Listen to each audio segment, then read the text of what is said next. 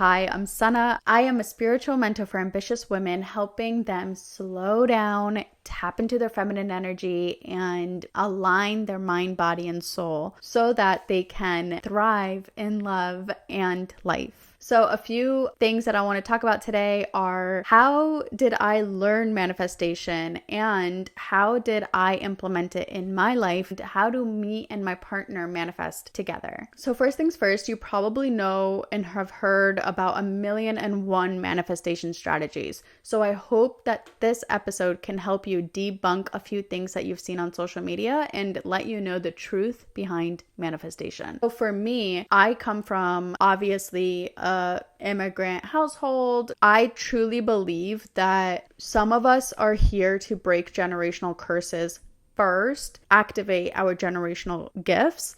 And part of that is manifestation. There's a lot of beautiful women out there who are teaching manifestation, but they are missing a core component because maybe they haven't experienced trauma, or maybe they haven't come from a lineage of people who have been stuck in survival mode or have just been suffering under the constraints of someone. The thing about manifestation is that it requires a clear vessel. It's all about your energy. So if you have energetic blocks from trauma or from emotional irregulation or from, just having a life or past life, or your ancestors may have gone through something that caused them to have an energetic block in their DNA, that gets pushed down through generations. And that's why you've heard books like The Body Keeps the Score or It Didn't Start With You. And these books are really great if you have never heard about how your emotions can get stuck in your body through maybe not even something that you've gone through in life, but maybe something that your parents or grandparents or somebody in your family lineage may have gone through. If somebody doesn't heal it,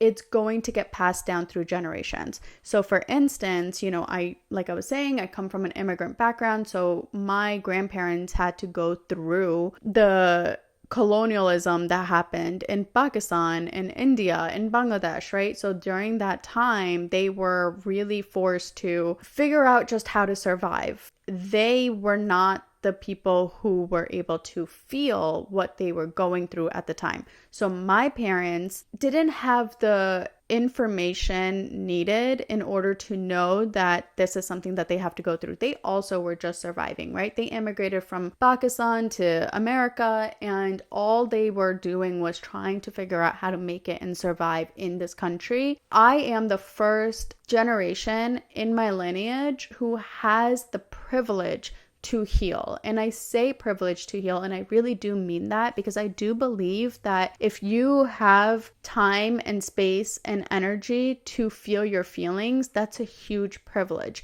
And I know so many of us, and me included in the beginning of my journey, I was like, why me? Why do I have to be the one that heals for my family and for my lineage? And why am I the one that has to go through all this? I wish I could go back in time and tell that version of myself that it's a huge privilege. It's an opportunity. It is a once in a lifetime chance to truly be the cycle breaker of your family so that you can learn how to manifest, so that you can create the life that you want and truly desire. And you're not stuck in a cycle of repeating patterns, manifesting that as mental illness or chronic illness or an autoimmune disease or even cancer. When we have the privilege to pause, to reflect, to self-evaluate, to even just go to therapy or just have moments to feel our feelings, feel our emotions, right?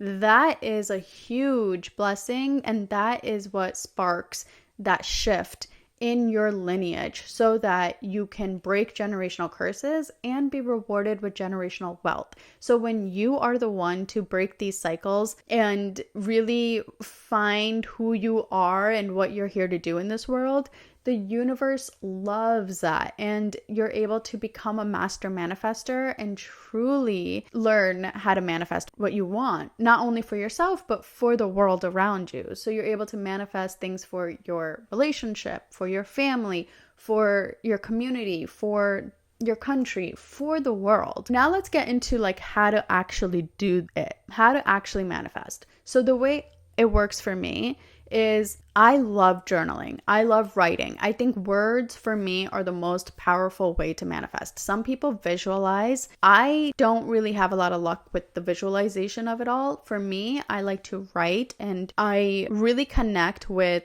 myself, with source, with the world around me through writing. So when I want to manifest, I'll take out my journal and I will set an intention, and I will, for instance, something that I have actually manifested was having an investment property. And the way that works is, so you write down things in present tense and you say, I am an investment property owner. It makes me X amount every month. It makes me feel really good. It makes me feel really powerful. And it makes me feel like I am setting myself up for success long term. And just kind of write down like in present tense, like exactly like what you do in your day. Like I wake up today and I check my portfolio and I reach out to my tenants. I receive monthly checks from my tenant on time for rent. I love being an investment property owner, right? So super simple, super to the point. You can also definitely write like, where is this property? It is in a walkable city. It is in a place that is up and coming. It's super cute. It has 2 bedrooms, 2 bathrooms, like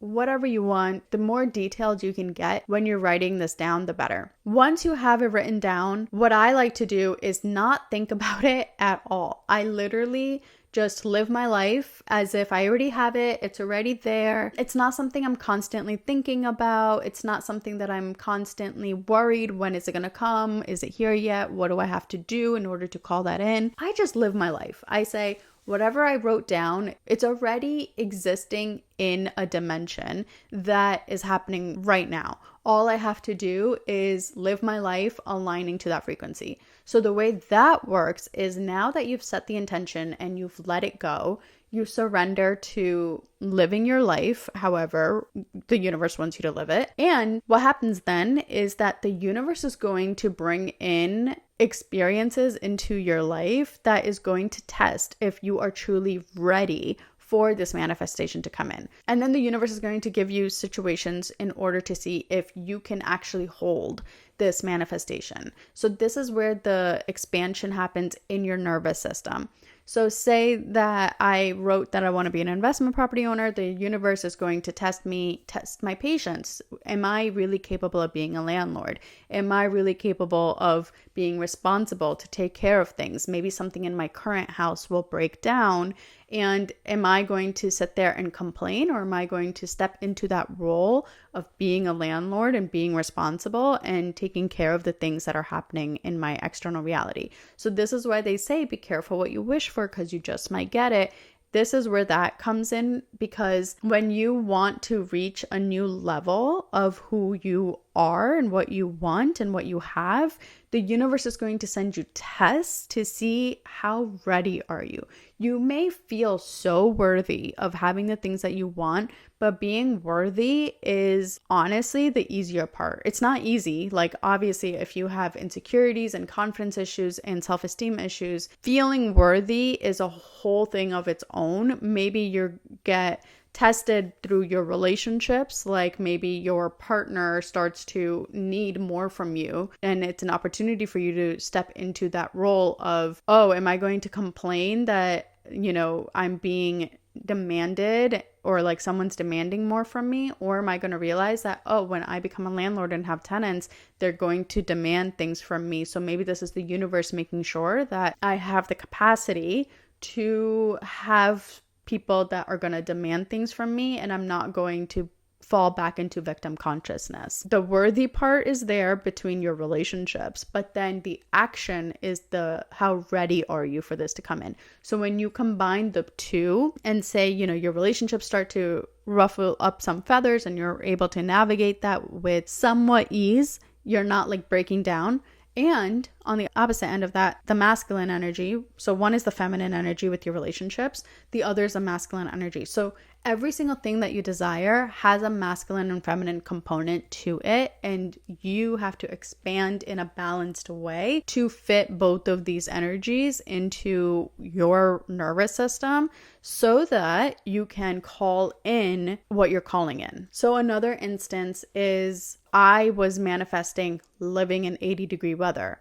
And I wanted to get out of the NYC winters. I was so over it. I just didn't want to deal with another New York City winter. So I remember writing down, I live in a sunny place with palm trees and it's beautiful weather every day. I wake up and I go outside and I don't have to deal with putting on a coat before going outside, things like that. That was my writing part. Then I put it away, didn't think about it. And then I started to, wake up and go somewhere, trying to get out of, this seasonal depression. And it was tough. It was really difficult for me to get out of my cocoon, get out of my bubble, and get out of this depressive episode and really step into that energy of being where I say I'm going to be in the morning or what have you. Or I was forcing myself to get up and go to Central Park, even if it's cold. Getting out of my comfort zone to take action, to do things that I normally wouldn't do is what helped. Literally, my husband got a job offer from LA and it was so random and it was so just out of the blue and an opportunity to get out of the New York City winters. And it was because I was actively doing the steps required to get out of my comfort zone, to do the things that I would have done if I was in a place that wasn't cold, right? Get up, get dressed, go outside. I said that I wanted to do that. So I started to embody the version of me that already had that and live it, right? Actually take those actions. And then once you have the thing that you're desiring, it is another chance for you to really sustain it in your nervous system. So are you able to hold this blessing or are you going to sabotage it? So let's go back to that investment property. The way we got it actually was a really funny story. My husband and I, we were both working remotely and we were wanting to try out a new city. So we ended up moving to Seattle, buying a townhome and thinking that this was going to be our first home. We're going to live here for a while. What happened was 6 months later, my husband got an incredible job offer in LA. So we ended up coming back to LA. And it's funny because I was in Seattle for the summer. And as soon as the weather started shifting, I started to have that seasonal depression again. And my husband got a job offer again. Every single time he's been getting these job offers, he's not applying for them. He's not looking for them. He's not looking to leave his current job or current work environment, but he is receiving these opportunities because of my manifestations and we're energetically connected. So the universe is pouring into our family so that I can have the things that I desire. A big thing that I manifested early on in my journey was I want to make the most amount of money doing the least amount of work. I may shift that now because I'm ready to do more work to have even more money. And that's something that I'm, shifting towards. But at the time I was working, my husband was working crazy hours and we were living paycheck to paycheck and we were really struggling financially.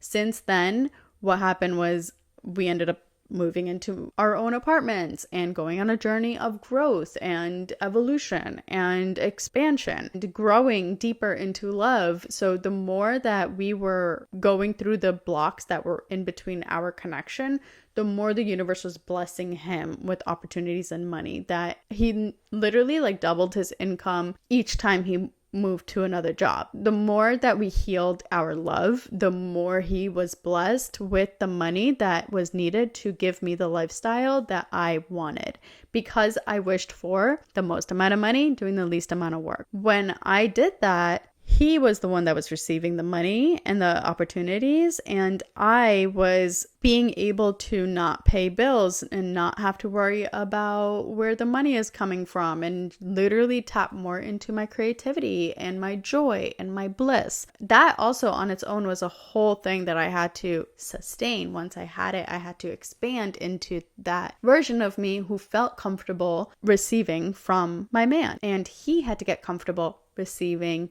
more money from the universe. So it's like a domino effect. And now that I'm shifting into this new area of life where I'm calling in my business and my impact and my purpose and feeling ready for it, the universe has been testing me. Okay, how ready are you? Are you going to accept these opportunities that are coming that aren't aligned with your purpose? Or are you going to actually say, no, thank you, stay committed to what you're asking for? That's been a struggle for me too, honestly, right now, where it's like, I do want to say yes to opportunities that are coming. But at the same time, if it's not like a full body yes, if it's not lighting me up from the inside out, I'm not going to waste my time or energy on it, because I want to reserve my time and energy for opportunities that are going to make me feel like I am living, breathing, embodying my purpose. And I have the luxury and the privilege to do so. And in the meantime, I'm making content for you guys, sharing the wisdom that I have, and really stepping into a thought leadership role, which is what I want to do. I want to speak on stages. I want to write books. I want to create content.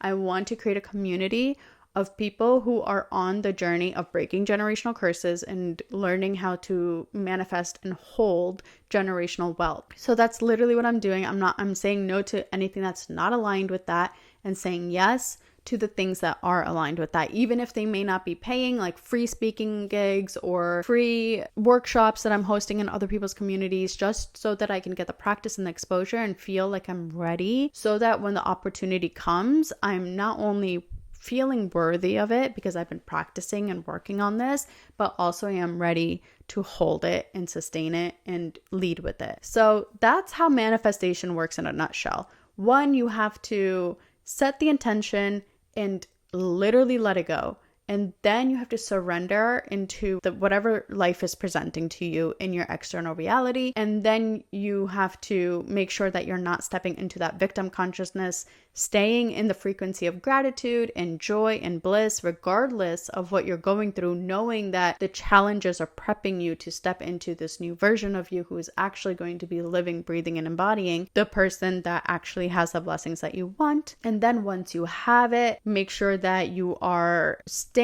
in that frequency of gratitude, but also expanding into it so that you can sustain it and keep it. I hope that makes sense. If you have any questions about manifestation or anything like that, drop them below. I will get to them. I do reply to every single comment if it's respectful. I do have a couple videos that weren't received as greatly as others, and I've had comments on those that aren't the best, so I have not been responding to those.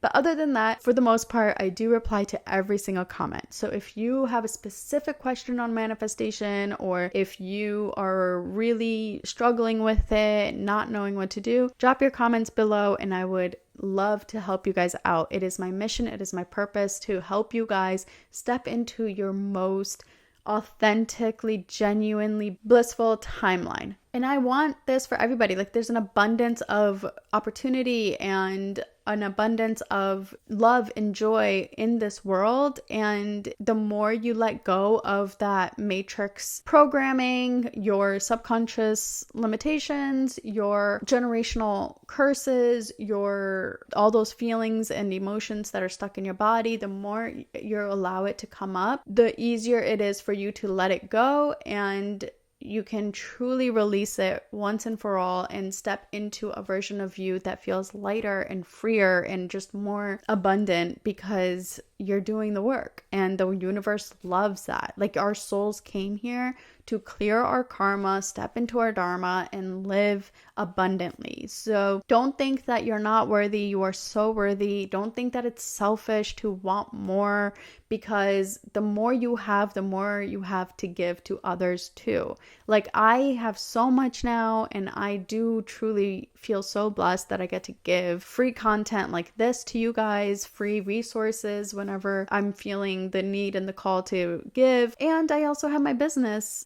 If you want to build your personal brand, Shakti Society is a great place to do that. My one-on-one coaching is an incredible place if you just need some guidance on your spiritual or emotional journey. I do a lot of relationship coaching. So whatever you guys are struggling with, let me know. I am here to help you. I am here to make sure that we are all stepping into our most abundant timeline, because that's how we build heaven on earth. that's my purpose, right? To bridge the gap between where we are to where we're going so that all of us can enjoy this new paradigm shift that we're experiencing right now as a collective. So thank you guys so much for watching. Please hit like, subscribe, and let me know if you have any specific topics you want. Drop them below as well. I will see you guys next time.